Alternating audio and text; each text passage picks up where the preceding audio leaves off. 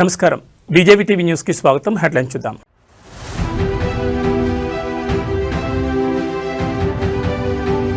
అంతర్జాతీయ వేదికగా మేడారం, వనదేవతల చెంత న్యూజిలాండ్ మావోరి గిరిజనుల హకానృత్యం.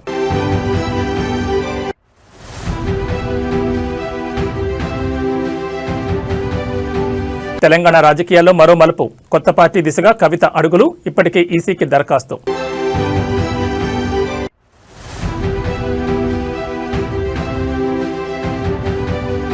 హార్వర్డ్లో స్టూడెంట్ రేవంత్ రెడ్డి, మంచు తుఫాన్లోనూ ఆగాను నాయకత్వ పాఠాలు.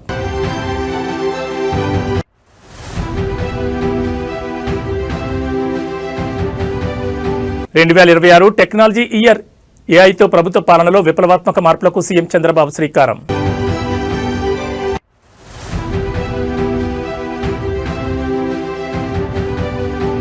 అమెజాన్లోని ఆగన్ లేఆఫ్స్, కల్చర్ పేరుతో 30,000 మంది ఉద్యోగులపై వేటు వేస్తున్న సీఈఓ ఆండీ జోసీ. ఇక డీటెయిల్స్ చూస్తే, తెలంగాణ రాజకీయాల్లో గత కొన్ని రోజులుగా జరుగుతున్న పరిణామాలు, ముఖ్యంగా ముఖ్యమంత్రి రేవంత్ రెడ్డి విదేశీ పర్యటనలో ఉన్న సమయంలో డిప్యూటీ సీఎం భట్టి విక్రమార్క నిర్వహించిన మంత్రుల సమావేశం పెద్ద చర్చకు దారితీసింది. దీనిపై పీసీసీ అధ్యక్షుడు మహేష్ కుమార్ గౌడ్ కీలక వ్యాఖ్యలు చేశారు. ఢిల్లీలో కాంగ్రెస్ ప్రధాన కార్యదర్శి కేసీ వేణుగోపాల్తో భేటీ అయిన అనంతరం మహేష్ కుమార్ గౌడ్ మీడియాతో మాట్లాడారు. ప్రభుత్వంలో ఎలాంటి విభేదాలు లేవని ఆయన కుండబద్దలు కొట్టారు. సీఎం విదేశాల్లో ఉన్నప్పుడు రాష్ట్ర పరిపాలన స్తంభించకూడదని, ఆ ఉద్దేశంతోనే భట్టి విక్రమార్క మంత్రులతో సమావేశమయ్యారని ఆయన సమర్థించారు.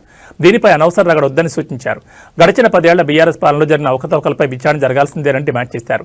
ముఖ్యంగా ఫోన్ ట్యాపింగ్ వ్యవహారంలో దోషులెవరిని వదిలిపెట్టకూడదని, అందరికీ నోటీసులు ఇవ్వాలని కోరారు. ఎమ్మెల్సీ కవిత కాంగ్రెస్లోకి వస్తారనే ప్రచారానికి ఆయన గట్టిగా చెక్ పెట్టారు. ఆమె తమ పార్టీకి అవసరం లేదనే మాటకు తాను ఇప్పటికీ కట్టుబడి ఉన్నారని స్పష్టం చేశారు. హరీష్ రావు, కేటీఆర్ కాంట్రాక్టుల వ్యవహారంలో కవితే స్వయంగా కీలక విషయాలు వెల్లడించారని ఆయన ఈ సందర్భంగా గుర్తు చేశారు. ముఖ్యమంత్రి రేవంత్ రెడ్డి విదేశీ పర్యటన ముగించుకుని వచ్చిన తర్వాత రాష్ట్రంలోని తాజా రాజకీయ పరిణామాలపై హైకమాండ్తో సమగ్రంగా చర్చిస్తామని పీసీసీ బాస్ వెల్లడించారు. మొత్తానికి ఈ వ్యాఖ్యలతో పార్టీలో మరియు ప్రభుత్వంలో అంతా సవ్యంగానే ఉందనే సంకేతాన్ని కేడర్కు పంపే ప్రయత్నం చేశారు మహేష్ కుమార్ గౌడ్.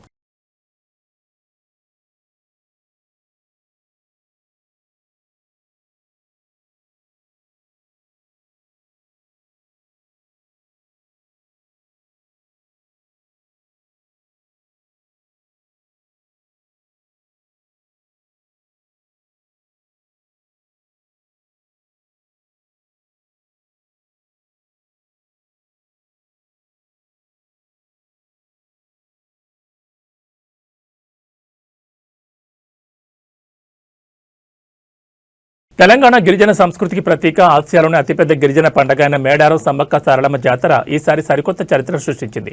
రేపటి నుంచి మహాజాతర ప్రారంభం కానున్న తరుణంలో మేడారం గడ్డపై ఖండాంతరాల సంస్కృతి వెల్లివిరిసింది. న్యూజిలాండ్ నుంచి వచ్చిన మావోరి గిరిజన ప్రతినిధులు వనదేవతలను దర్శించుకోవడం ఇప్పుడు అందరినీ ఆకర్షిస్తోంది. అవును, మేడారం జాతర ఇప్పుడు గ్లోబల్ ఈవెంట్గా మారింది. రాష్ట్ర పంచాయతీరాజ్ శాఖ మంత్రి సీతక్క ప్రత్యేక చొరవతో చేపట్టిన ఇండో న్యూజిలాండ్ సాంస్కృతిక మార్పిడి కార్యక్రమంలో భాగంగా ఈ అద్భుత ఘట్టం ఆవిష్కృతమైంది.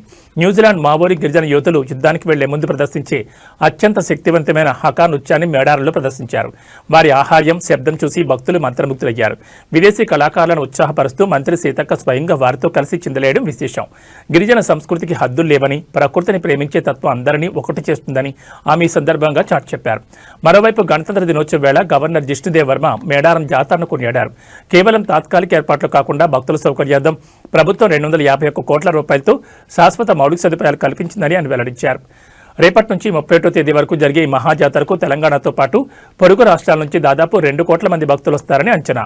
ఈసారి అంతర్జాతీయ ప్రతినిధుల రాకతో మేడారం ఖ్యాతి విశ్వవ్యాప్తమైందని చెప్పొచ్చు.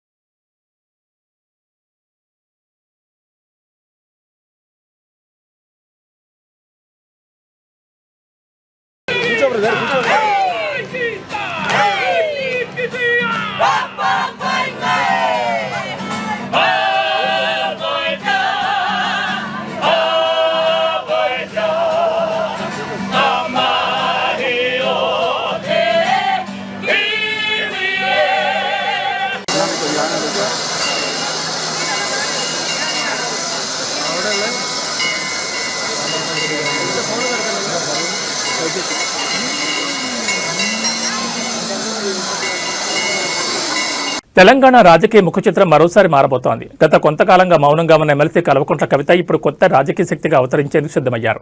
తన సొంత సంస్థ తెలంగాణ జాగృతిని రాజకీయ పార్టీగా మార్చే ప్రక్రియను ఆమె వేగవంతం చేశారు. ఢిల్లీ వేదికగా కేంద్ర ఎన్నికల సంఘానికి పార్టీ నమోదు కోసం దరఖాస్తు చేయడంతో రాష్ట్ర రాజకీయాల్లో ఒక్కసారిగా వేడి పెరిగింది. కేవలం సాంస్కృతిక కార్యక్రమాలకే పరిమితం కాకుండా ప్రజల పక్షాన పోరాడేందుకు కవిత సిద్ధమయ్యారు. అమరవీరుల ఆశయాలు, ఉద్యమకారుల కళాన్ని వినిపించే లక్ష్యంతో తెలంగాణ జాగృతిని పార్టీగా మారుస్తున్నారు. మరో 3 నెలల్లో దీనికి ఈసీ గుర్తింపు లభించే అవకాశం ఉంది. రాబోయే జీహెచ్ఎంసీ ఎన్నికల లక్ష్యంగా కవిత పావులు కదుపుతున్నారు. గణతంత్ర దినోత్సవం సందర్భంగా జాతీయ జెండా ఆవిష్కరించిన కవిత కేంద్ర ప్రభుత్వంపై తీవ్రస్థాయిలో మండిపడ్డారు. జనగణన 2026 డాక్యుమెంట్లో బీసీ కాలం లేకపోవడం వెనుకబడిన వర్గాలను వంచడమేనని ఆమె ఆగ్రహం వ్యక్తం చేశారు. ఇక రాష్ట్రంలో ప్రకంపనలు సృష్టిస్తున్న ఫోన్ ట్యాపింగ్ కేసుపై కవిత చేసిన వ్యాఖ్యలు ఇప్పుడు హాట్ టాపిక్ గా మారాయి. ఈ వ్యవహారంలో తాను కూడా బాధితురాలేనని ఆమె పేర్కొన్నారు. ఎన్నికల సమయంలో రాజకీయ లబ్ధి కోసమే పాత కేసులను ప్రభుత్వం తిరగదవుతోందని విమర్శించారు. జనగాం జిల్లా జఫర్గఢ్లో గాదే ఎన్ఐ కుటుంబాన్ని పరామర్శించిన సందర్భంగా ఆమె ఈ వ్యాఖ్యలు చేశారు. అటు బీఆర్ఎస్ నుంచి బయటకొచ్చి ఇటు కొత్త పార్టీ దిశగా అడుగులు వేస్తున్న కవిత వ్యూహం ఎలాంటి ఫలితాలనిస్తుందో వేచి చూడాలి.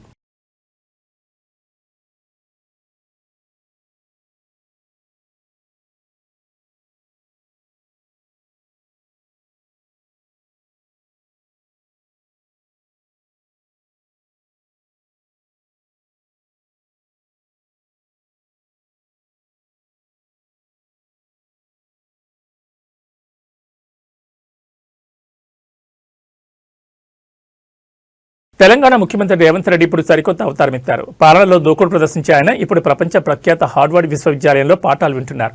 నాయకత్వ లక్షణాలపై శిక్షణ పొందేందుకు ముఖ్యమంత్రి హోదాలో అమెరికా వెళ్లిన రేవంత్ రెడ్డి అక్కడ ఒక సాదాసీదా విద్యార్థిలా క్లాసులకు హాజరవుతూ అందరి దృష్టిని ఆకర్షిస్తున్నారు. అమెరికాలోని మసాచ్యూసెట్స్లో ఉన్న ప్రతిష్టాత్మక హార్వర్డ్ కెనడీ స్కూల్లో రేవంత్ రెడ్డి తన ఎగ్జిక్యూటివ్ ఎడ్యుకేషన్ కోర్సును ప్రారంభించారు.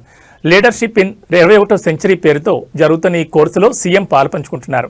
కేవలం వినడమే కాదు, తోటి విద్యార్థులతో కలిసి గ్రూప్ ప్రాజెక్టులు, కేస్ స్టడీ అనాలిసిస్ మరియు హోంవర్క్లు కూడా చేస్తున్నారు. ఉదయం 7 గంటల నుంచే ఆయన క్లాసుల్లో నిమగ్నమవుతున్నారు. ప్రస్తుతం బోస్టన్ ప్రాంతాన్ని ఫెర్న్ అనే భీకర మంచు తుఫాను వణికిస్తోంది. -20 డిగ్రీల చలి, 2 అడుగుల మేర పేరుకుపోయిన మంచు ఉన్నప్పటికీ రేవంత్ రెడ్డి ఏమాత్రం వెనక్కి తగ్గకుండా తన తరగతులకు హాజరవుతున్నారు. స్వతంత్ర భారత్ చరిత్రలో ఒక ముఖ్యమంత్రి పదవిలో ఉండగా ఐవీ లీగ్ యూనివర్సిటీలో ఇలాంటి కోర్సుల్లో చేరడం ఇదే తొలిసారని సీఎం కార్యాలయం వెల్లడించింది. అయితే ముఖ్యమంత్రి హార్వర్డ్ వెళ్లడంపై రాజకీయంగా విమర్శలు రేగుతున్నాయి. నాయకత్వం అనేది క్షేత్రస్థాయిలో ప్రజల మధ్య ఉండి నిరూపించుకోవాలి కానీ విదేశీ యూనివర్సిటీలో కాదని బీజేపీ నేత ఎన్వీ సుభాష్ ఎద్దేవా చేశారు. రాష్ట్ర ఖజానాపై భారం వేస్తూ వ్యక్తిగత ఆకాంక్షల కోసం ఈ పర్యటన చేస్తున్నారని ఆయన ఆరోపించారు. ఏది ఏమైనా జనవరి 30 వరకు ఈ కోర్సు కొనసాగనుంది. ఆ తర్వాత రేవంత్ రెడ్డి హార్వర్డ్ సర్టిఫికెట్తో తిరిగి రాష్ట్రానికి రానున్నారు. మరి ఈ విదేశీ పాఠాలు తెలంగాణ పాలనలో ఎలాంటి మార్పులు తెస్తాయో వేచి చూడాలి.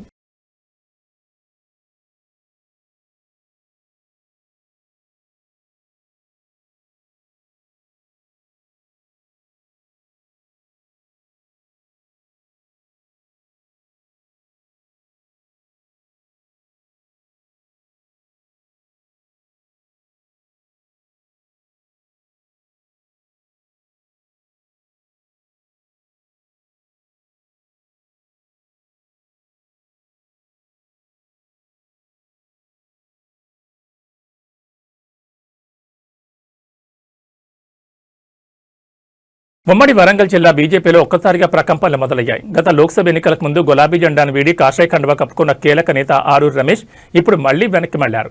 బీజేపీ ప్రాథమిక సభ్యత్వానికి రాజీనామా చేస్తున్నట్లు ప్రకటించిన ఆయన తన ఇంటి పార్టీ అయిన బీఆర్ఎస్లోకి తిరిగి వెళ్తున్నట్లు క్లారిటీ ఇచ్చారు. వర్ధనపేట మాజీ ఎమ్మెల్యే ఆరూరు రమేష్ నిర్ణయంతో వరంగల్ బీజేపీకి గట్టి ఎదురుదెబ్బ తగిలింది. గత కొంతకాలంగా బీజేపీలో కొనసాగుతున్న ఆరూరి బీఆర్ఎస్ అధిష్టానం ఆహ్వానం మేరకు మళ్లీ ఆ పార్టీలో చేరాలని నిర్ణయించుకున్నారు. తన రాజీనామా ప్రకటనను విడుదల చేస్తూ ఇంతకాలం తను సహకరించిన బీజేపీ నేతలకు కృతజ్ఞతలు తెలిపారు. పలువురు ముఖ్య అనుచరులు, కార్యకర్తలతో కలిసి ఆయన ఎల్లుండి అధికారికంగా బీఆర్ఎస్ కండువా కప్పుకోనున్నారు. గతంలో బీఆర్ఎస్ జిల్లా అధ్యక్షుడిగా పనిచేసిన ఆరూరి రమేష్ గత లోక్సభ ఎన్నికల్లో బీజేపీ తరఫున పోటీ చేసి 2వ స్థానంలో నిలిచారు. అయితే అక్కడ ఎమ్మెల్యేకపోయారో లేక రాజకీయ సమీకరణాలు మారాయో కానీ మళ్లీ గులాబీ దళంలో చేరేందుకు సిద్ధమయ్యారు. రాబోయే మున్సిపల్ ఎన్నికల వేళ ఆరూరి రమేష్ లాంటి బలమైన నేత మళ్లీ బీఆర్ఎస్లోకి రావడం ఉమ్మడి వరంగల్ జిల్లాలో బీఆర్ఎస్కు కొత్త జోష్నిస్తుందని రాజకీయ విశ్లేషకులు భావిస్తున్నారు. ఈ పరిణామంపై బీజేపీ జిల్లా నాయకత్వం ఎలా స్పందిస్తుందో వేచి చూడాలి.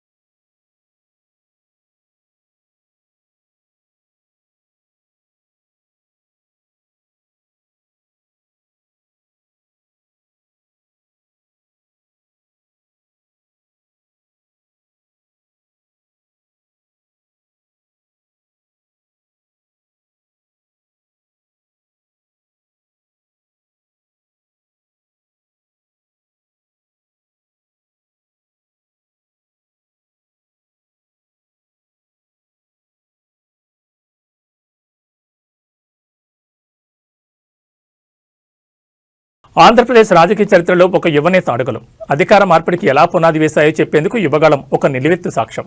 నారా లోకేష్ చేపట్టిన చారిత్రాత్మక యువగళం పాదయాత్ర ప్రారంభమై నేటికి సరిగ్గా 3 ఏళ్లు పూర్తయింది. ఈ సందర్భంగా మంగళవారం మంగళగిరిలోని టీడీపీ కేంద్ర కార్యాలయం ఎన్టీఆర్ భవన్లో పండగ వాతావరణం నెలకొంది. మంగళవారం ఉదయం ఎన్టీఆర్ భవన్కు చేరుకున్న మంత్రి నారా లోకేష్ కు పార్టీ నేతలు కార్యకర్తలు ఘన స్వాగతం పలికారు. కేక్ కట్ చేసి మిఠాయిలు పంచుకుంటూ ఈ 3 ఏళ్ల ప్రస్థానాన్ని గుర్తు చేసుకున్నారు. 2023 జనవరి 27న కుప్పంలో మొదలైన ఈ యాత్ర 226 రోజుల పాటు 3132 కిలోమీటర్ల మేర సాగింది. లోకేష్ అడుగుపెట్టిన 97 నియోజకవర్గాల్లో ఏకంగా 90 స్థానాల్లో కూటమి అభ్యర్థులు విజయం సాధించడం ఈ యాత్ర పవర్ ఏంటో నిరూపించిందని నేతలు కొనియాడారు. 11 ఉమ్మడి జిల్లాలు 2000కు పైగా గ్రామాల మీదుగా సాగిన ఈ ప్రయాణంలో లోకేష్ సామాన్యుల కష్టాలను స్వయంగా విని వారికి భరోసా ఇచ్చారు. యువతలో స్ఫూర్తి నింపడమే కాకుండా అప్పటి ప్రభుత్వ వ్యతిరేకతను ఓట్ల రూపంలోకి మార్చడంలో యువగళం సక్సెస్ అయిందని విశ్లేషకులు భావిస్తున్నారు. వేడుకల్లో పార్టీ రాష్ట్ర అధ్యక్షుడు పల్లా శ్రీనివాసరావు, మంత్రులు అచ్చెన్నాయుడు, కొల్లు రవీందర్తో పాటు పలువురు ఎంపీలు, ఎమ్మెల్యేలు పాల్గొని లోకేష్ కు ప్రత్యేక అభినందనలు తెలిపారు. ప్రజాక్షేత్రంలో లోకేష్ ను ఒక పరిణితి చెందిన నాయకుడిగా నిలబెట్టిన యువగళం తెలుగుదేశం పార్టీ కేడర్లో నింపిన ఊపు ఇప్పుడు ప్రభుత్వ పాలనలోనూ ప్రతిబింబిస్తోందని పార్టీ వర్గాలు ధీమా వ్యక్తం చేస్తున్నాయి.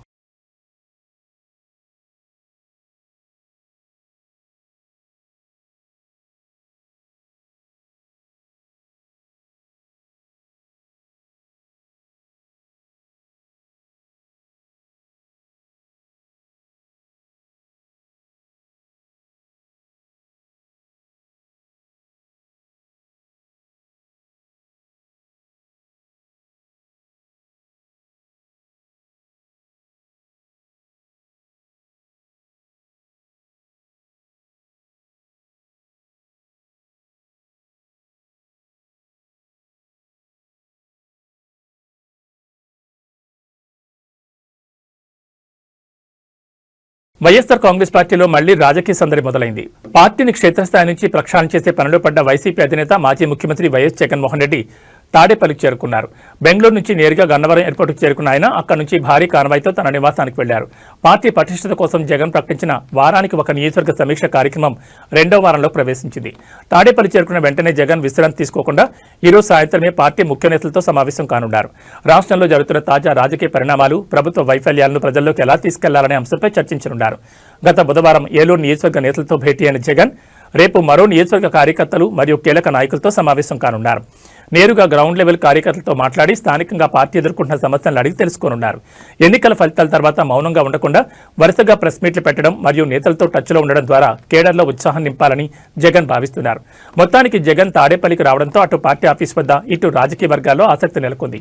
రేపటి సమీక్షలో ఆయన పార్టీ శ్రేణులకు ఎలాంటి దిశానిర్దేశం చేస్తారో చూడాలి మరి.